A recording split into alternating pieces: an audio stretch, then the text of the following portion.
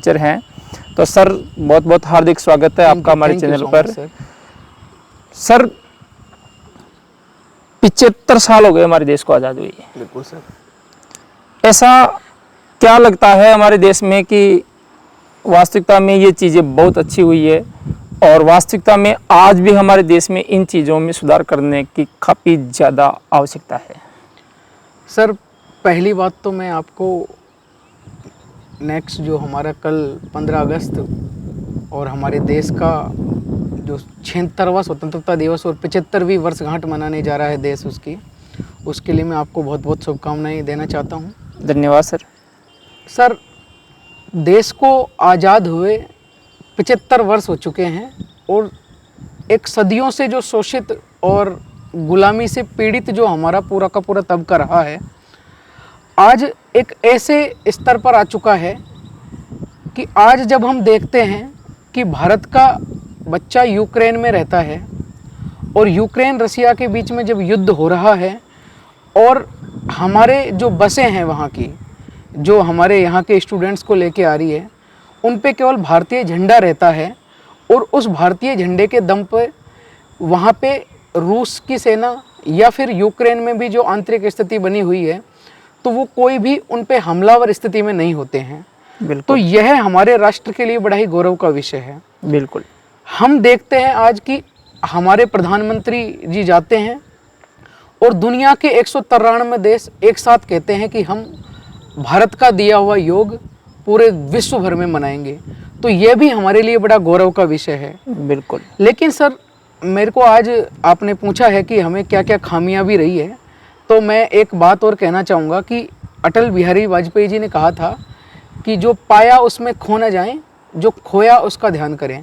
कि हमने जो उपलब्धियां अर्जित की है इस दौरान, हम मंगल पर भी पहुँचे हैं, हम चांद पर भी पहुँचे हैं, हमने बहुत ऊंचाइयाँ छुई है विज्ञान के क्षेत्र में, कला के क्षेत्र में, साहित्य के क्षेत्र में, अनेक क्षेत्रों में हमने हमारे नए नए मुकाम अर्जित किए हैं।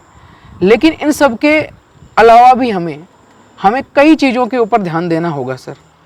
मुझे कई बार ऐसा फील होता है सर कि हमारे अंदर वह राष्ट्रवाद नहीं है अभी तक भी जो जापान के लोगों के अंदर है। जापान में कोई भी त्रासदी आती है और मात्र 2 महीने बाद वहाँ के लोग बिल्कुल रिकवर होके, और ऐसा हमें प्रतीत होता है कि जहाँ कुछ हुआ ही नहीं है। तो ऐसे हालातों को हमारे देश में ऐसे हालात होते हैं तो हम लोग बिल्कुल टूट से जाते हैं। 2 वर्ष अभी जो कोविड टाइम आया और उसके बाद हमारी अर्थव्यवस्था है, महंगाई के कई इश्यूज हैं, ये सारे जो मुद्दे हैं ये बहुत ज़्यादा उछाल पे आ गए, तो लोग एक तरीके से टूट से गए हैं।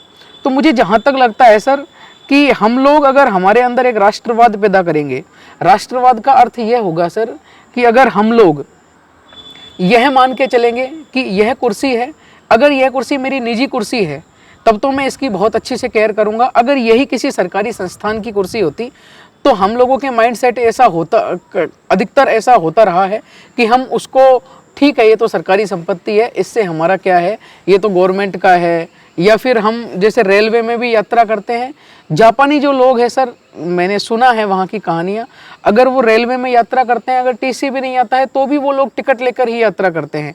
हमारे यहाँ ऐसा कंसेप्ट धीरे धीरे तो डेवलप हो रहा है, लेकिन हमारे हो सकता है कि हमारे मेंटलिटी ऐसी हमारी पहले से ही बनी हुई थी कि हम ऐसा, तो हमें एक राष्ट्रवाद हमारे अंदर पैदा करना होगा। हम लोगों को केवल नारे लगाने से, झंडे उठाने से ही हम यह नहीं कह सकते हैं कि हम 75 वर्षगांठ पूरी कर ली हमने और हम देश को एक सॉलिड लेवल पर लेके जा रहे हैं, बल्कि हमें अपने आप को इवोक करना होगा और अपने आप को एक ऐसा बनाना होगा कि देश के लिए हमारा एक बेहतरीन योगदान हो। हर व्यक्ति के अंदर each soul has potential divine, हर व्यक्ति के अंदर बहुत सारा पोटेंशियल होता है, कैलिबर होता है, बहुत सारे गट्स होते हैं, वो सब कुछ कर सकता है सर। और आदमी अगर अपने आप को इस ढर्रे में ढाल ले कि मुझे केवल और केवल अपने देश के लिए अपना बेहतरीन योगदान देना है, मुझे देश के लिए बहुत कुछ करना है, तो निस्संदेह सर राष्ट्र अभी जिस लेवल पर है उससे कई गुना ज़्यादा उच्च स्तर पर बढ़ता जाएगा। आज हम देखते हैं सर चीन हमारे मार्केट पे इतना ज़्यादा कब्जा जमाया हुआ है। छोटी छोटी चीज़ें हैं, मेरी टी शर्ट में यदि कोई बटन लग रहा है तो वो भी चीन का बना हुआ है, उसमें धागे जो लग रहे हैं वो भी चीन के बने हुए हैं। एक छोटे लेवल से चीन ने और पूरे वैश्विक बाजार पर अपना कब्जा जमाया हुआ। और हमारे भारत में भी हम लोग दिवाली पर लाइट्स का इनका विरोध कर देते हैं, राखी पे जो चाइनीज राखियाँ वगैरह होती हैं उनका विरोध कर देते हैं, लेकिन इनके अलावा भी चीन का हमारे इकोनॉमी पे बहुत बड़ा कंट्रोल है। यदि हम सही रूप में, यदि हम एक राष्ट्रभक्त हैं, तो हम उस अर्थव्यवस्था को सुधार के, और हम अगर हमारे अंदर हमारे जो स्टूडेंट्स हैं उनको अगर हम व्यावसायिक शिक्षा जैसी चीज़ें दें कि वो केवल सरकारी नौकरी पाने को ही एक रोजगार ना समझ के, और वो अगर छोटे छोटे कामों में भी अगर वो एक अच्छा अपना आउटपुट दे पा रहे हैं, तो देश की इकोनॉमी के लिए वो सारी चीज़ें भी बहुत सार्थक सिद्ध होगी सर। अच्छा सर, ये तो होगी राष्ट्रवाद की बात। राष्ट्रवाद जो है वो मेरे हिसाब से, मुझे जहाँ तक लग रहा है, अभी काफ़ी चरम सीमा पर अपने देश में देखने को भी मिलता है कई बार। जैसे मैंने अभी देखा भी सही कि शायद जब से मैं समझ रहा हूँ तब से लेकर के पहली बार हर घर पे आज तिरंगा लगा हुआ है।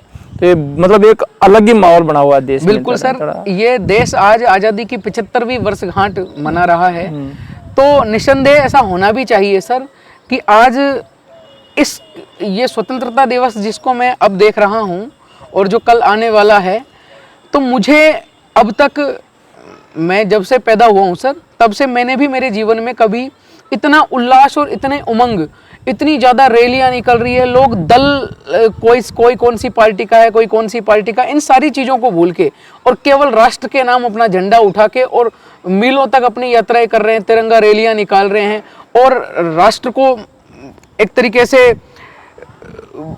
वैश्विक रूप से लोग, दुनिया जान जाए कि भारत अपनी आज़ादी की 75वीं वर्षगांठ मना रहा है। इसके लिए एक छोटा सा जो कस्बा है वहाँ पर भी मैं घर घर तिरंगा देख रहा हूँ सर। मेरा जो टाउन है सर, तो मैं देखता था कि पहले जब स्वतंत्रता दिवस मनाया जाता था तो केवल सरकारी संस्थान वगैरह हैं या फिर कोई शिक्षण संस्थान है, उन पर ध्वजारोहण किया जाता था। लेकिन आज केवल एक देश के प्रधानमंत्री ने आह्वान किया और प्रधानमंत्री जी के आह्वान पर पूरा देश आज घर घर तिरंगा युक्त हो चुका है सर। तो ये बड़ा ही हमारे सबके लिए एक गौरव का विषय तो 100% है सर कि हमने आज घर घर तिरंगा लगा के और हमारे राष्ट्रीय ध्वज को सम्मान दिया है। अच्छा, राष्ट्रवाद के मुद्दे को तो एक तरफ छोड़ देते हैं अपना। देश में भ्रष्टाचार के बारे में क्या कहना चाहेंगे आप? सर, करप्शन के बारे में तो मैं केवल इतना कहूँगा कि मैं किसी को भी, अथॉरिटी को ऐसा नहीं कहूँगा कि कोई भी करप्ट है या फिर कोई भी इसके लिए जिम्मेदार है। मेरा ये मानना है कि हम अगर स्वयं अगर सुधार करें, हम अपने लेवल पे अगर हम खुद प्रण लें कि मैं ना तो करप्ट बनूंगा, ना मैं किसी को करप्शन में इन्वॉल्व मेरे साथ होने दूंगा, तो अगर आदमी स्वयं के स्तर पर अगर ये सुधार करता है तो 100% मेरे ख्याल से करप्शन पे काफ़ी लगाम लगेगी। अदरवाइज सर, CBI या भ्रष्टाचार निरोधक ब्यूरो है, ये जो संस्थाएं हैं, इनसे कुछ नहीं होने वाला जब तक कि आप अपने अंदर सुधार नहीं करोगे कि मुझे करप्शन में ना तो अपने आप को किसी भी तरीके से इन्वॉल्व करना है और ना ही मेरी वजह से कभी करप्शन बढ़ पाए, ऐसा कोई मैं काम करूंगा। अच्छा, विद्यार्थियों के लिए क्या कहना चाहेंगे? आज आप देख रहे हैं कि विद्यार्थी 5 साल तक तैयारी कर रहा है, 7 साल तक तैयारी कर रहा है। जिस एग्ज़ाम की उसने बेहतरीन तैयारी की, उसके बाद में उसको पता चला कि मैंने जो तैयारी की थी उसका जो एग्ज़ाम जो है, उसका पेपर जो है वो आउट हो गया। रात दिन पढ़ने वाला बच्चा रह रहा है, एक रात में पैसे दे करके कुछ बालक के नौकरी लग जाते हैं। क्या ये आज़ादी के बाद में भी ये चीज़ें जो है, ईमानदार आदमी परेशान हो रहा है, बेईमान आदमी नौकरी लग जाता है, कहीं बार ऐसा हो जाता है, तो इसके बारे में आपकी क्या राय है? सर, अभी जो एग्ज़ाम्स वगैरह का इनका जो पैटर्न है अपने राजस्थान में, तो मुझे लगता है कि हमारे मुख्यमंत्री महोदय को, जैसे प्रधानमंत्री जी ने स्वच्छ भारत अभियान का आह्वान किया, तो मुख्यमंत्री जी को स्वच्छ भर्ती अभियान चलाना चाहिए और भर्तियों का एक पूरा कैलेंडर जारी हो वर्ष भर का, किन किन डेट्स पे भर्तियां होगी उन सब के लिए। जैसे RPSC ने अभी चालू भी किया है इस बार से कंसेप्ट ऐसा कि पूरा 6 महीने का कैलेंडर उन्होंने जारी भी किया है। तो भर्तियों के लिए एक कैलेंडर हो, पारदर्शिता हो, और सर जहाँ पे पेपर वगैरह जो बनते हैं वो जो संस्थाएं हैं उनको बहुत ज़्यादा गोपनीय तरीके से रखा जाए। और अभी जैसे हमने रीट के मुद्दे पे देखा था सर, तो वहाँ पे जो जब इतना ज़्यादा भ्रष्टाचार उसमें उजागर हुआ कि जो जिम्मेदार थे, बहुत उच्च स्तरीय जिम्मेदार व्यक्ति जिनको कहा जा सकता है, तो उस लेवल का करप्शन था। तो जब कहते हैं सर कि जब बाढ़ ही खेत को खाने लग जाए तो फिर खेत का कौन धनी धोरी हो सकता है।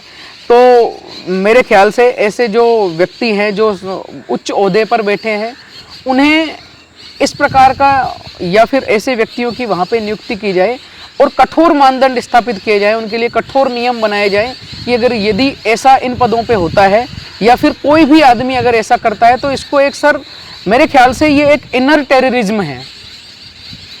आतंकवाद तो वह होता है जिसमें बम विस्फोट हो जाता है और मर जाते हैं लोग, लेकिन यह भी आतंकवाद से कम नहीं है कि एक व्यक्ति जो लगातार 2 साल से 3 साल से बेचारा लाइब्रेरीज में बैठा हुआ है और उसने परीक्षा भी दी है, वो पता नहीं कैसे कैसे करके उसके घर वाले उसको वहाँ पे जहाँ भी रख रहे हैं, कोचिंग इंस्टीट्यूट्स में पढ़ा रहे हैं, और उन सब के बाद रिजल्ट फाइनली ये आता है कि उसकी या तो एग्ज़ाम कैंसिल हो जाती है या फिर उसका सिलेक्शन का हिस्सेदार कोई और बन जाता है कुछ पैसे देके। तो मेरे ख्याल से सर इन पे कठोर नियम बना के और लगाम लगाई जा सकती है, और हमारे राजस्थान में तो ये कवायद शुरू भी हो चुकी है। और अभी इसका एक एग्जाम्पल, मैं किसी की इसमें तारीफ़ करना या किसी को भी नीचा दिखाने के उद्देश्य नहीं सर, किसी भी सरकार की तारीफ़ भी नहीं करना चाहूँगा, लेकिन यूपी का टेट एग्ज़ाम हुआ था सर, और उस समय जो पेपर आउट हुआ था तो ऑन स्पॉट वहाँ के मुख्यमंत्री जी ने डिसीजन लेकर और उस पेपर को तुरंत का तुरंत रद्द कर दिया था वहीं का वहीं।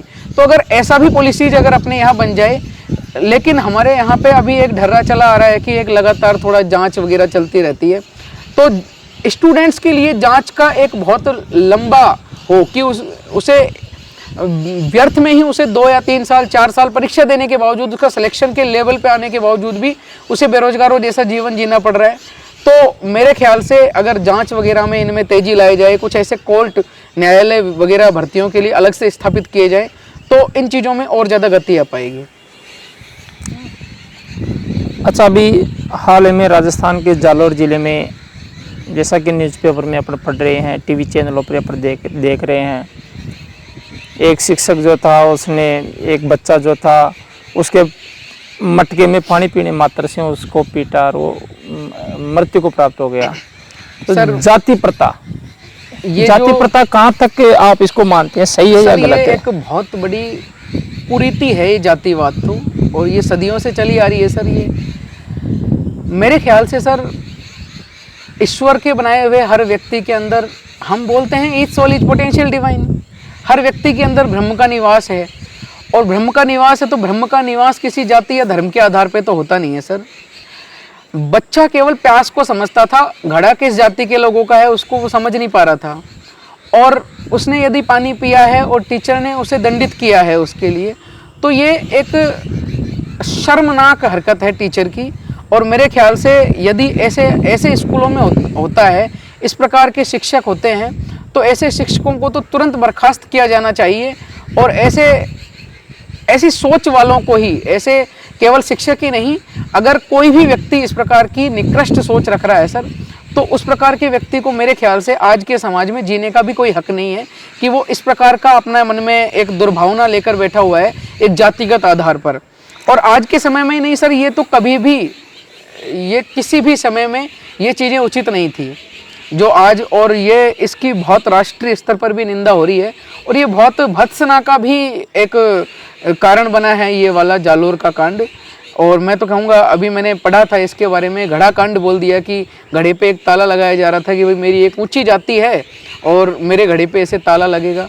तो आप कहीं, हमने एक फिल्म देखी थी, उसमें कहा कि ऊंची जाति नीची जाति की कहीं हम ठप्पा या मोहर लगवा के तो आते नहीं हैं। हम लोगों को भगवान ने जिस जगह पैदा कर दिया वही हमारा जन्म का वो होता है। तो मेरे ख्याल से ये बहुत गलत हुआ है और बहुत निंदनीय घटना है सर। सर भले ही अपन कितना ही कुछ कर ले, लेकिन सारी सरकार भी पूरा प्रयत्न कर रही है जातिवाद मिटाने के लिए, लेकिन आज भी गाँव में ये चीज़ें व्याप्त है। बिल्कुल सर। और मुझे ऐसा लगता है कि जब तक पूरे बच्चे एजुकेटेड नहीं हो जाते हैं ना, तब तक ये चीज़ें मेरे हिसाब से चलती रहेगी, क्योंकि वो जो पीढ़ियाँ हैं जो पढ़ी लिखी नहीं थी, उनके मन में जो वो चीज़ें बैठी हुई थी ना, पहले के जो उनके पूर्वजों ने बैठा रखी थी, वो चीज़ें चल रही है अभी भी। उनको समझाना, चाहे आप हो चाहे मैं हो, हमारा भी समझाना बहुत मुश्किल हो जाता है आज भी उनको। लेकिन मुझे ऐसा लगता है कि अब अपने बाद की जो पीढ़ियाँ होगी जो एजुकेटेड होगी, वो शायद करेगी नहीं, ऐसा जहाँ तक है, अच्छा इंसान होगा तो। अपन अभी एक मध्यस्थता वाली पीढ़ी में है मेरे ख्याल से। आधुनिकता हम और एक- प्राचीन पीढ़ी दोनों के बीच हम में आ गए दोनों अपन। पीढ़ियों के बीच की मध्यस्थ कड़ी हैं। बिल्कुल है। और हम इस मध्यस्थता को सर हम लोग हमारे लेवल पे प्रयास करके ज़्यादा तरीके से इसको, क्योंकि हम मीडिएटर हैं, हम जैसा आगे डिलीवर करेंगे तो वैसा का वैसा। यदि हमने हमारे ही जो हमारे आगे के जो हमारी जनरेशन है, यदि हमने उनकी सोच इस डायरेक्शन में डाइवर्ट कर दी कि जातिवाद जैसी कोई चीज़ है ही नहीं, तब तो, और मुझे लग रहा है कि आज का जो यूथ है वो इन सारी चीज़ों को मान भी नहीं रहा, और जो ऐसी गुलाम मानसिकता से, ऐसी दबी कुचली मानसिकता से जो पीड़ित हैं, ऐसे लोगों का कोई इलाज भी नहीं किया जा सकता सर। ऐसे लोगों का सिर्फ एक ही इलाज है कि उन लोगों के साथ हर तरीके से सामाजिक व्यवहार तोड़ दिए जाएं, ताकि वो अलग अलग थलग उनको कर दिया जाए, तो वो अपने साथ सेपरेट उनका जीवन जी लेंगे। उन्हें फिर, क्योंकि वो समाज का एक हिस्सा तो वैसे भी नहीं है। बिल्कुल सर, आपका बहुत बहुत धन्यवाद। इस स्वतंत्रता दिवस की पूर्व संध्या पर आप हमसे जुड़े, आप हमसे रूबरू हुए, आपने अपना कीमती मूल्य हमें दिया, उसके लिए बहुत बहुत धन्यवाद। तो ये थे गजेंद्र सिंह जी सोलंकी, जिनसे हमने बहुत सारे मुद्दों पे बातचीत की है। आप लोगों को कैसा लगा ये वीडियो, और आपके विचार इन मुद्दों पर कैसे हैं, और इनके विचार आपको कैसे लगे, आप कमेंट करके ज़रूर बताइए। धन्यवाद।